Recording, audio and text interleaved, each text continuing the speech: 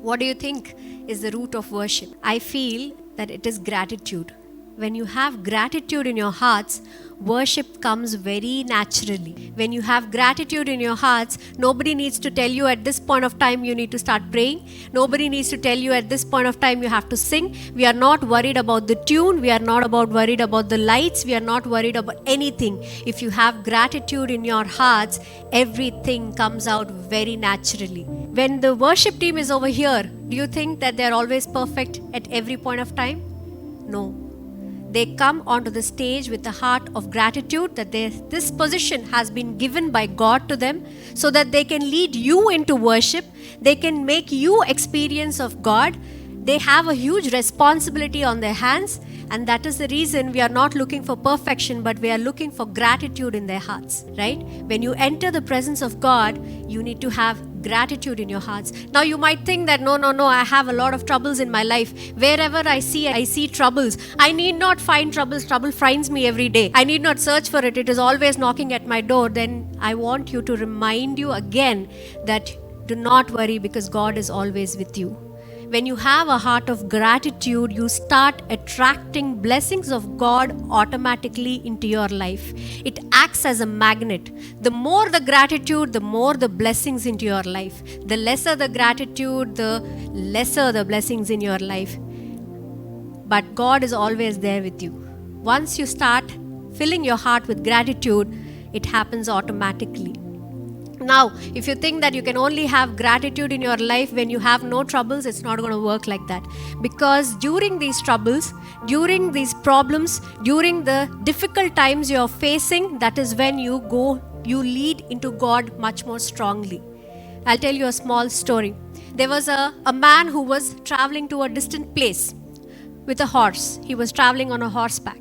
Then he stops at a village. It's been a while, the sun is hot. He stops at a village and he thinks that, okay, my horse needs some water. Then he stops at the village and he sees for water, and then he finds some villagemen. They are operating a Persian wheel.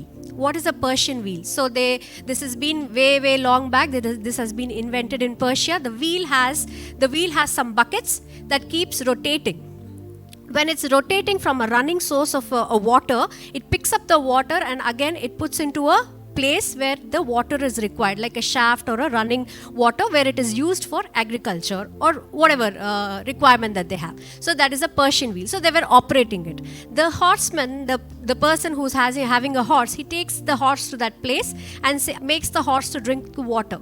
But the horse sees the Persian wheel for the first time. The noise is different. It gets scared. It takes a step back and it doesn't drink the water.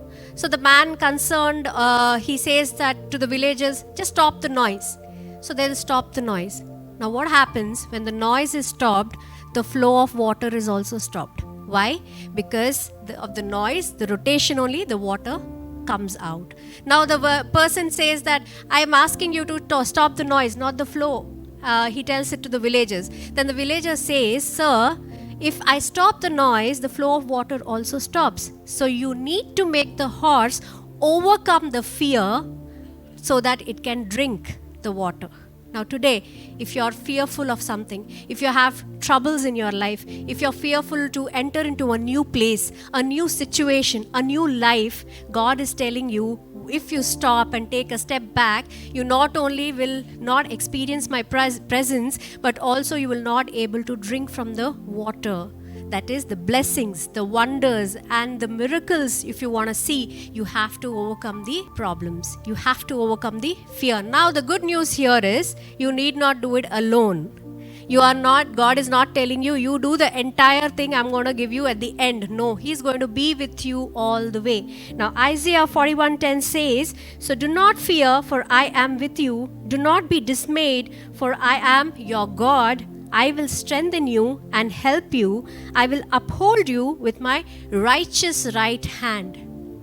Now when we have a God like Him, when we have a hand like Him on our lives, every point of time, there is nothing that we will not be able to achieve. And at every point of time, whenever you are having a heart of gratitude, a heart of stillness, you will always find an evidence in your lives of God's works, of God's miracles, of God's wonders. All that you need to do is keep your heart still and hold your hearts in gratitude.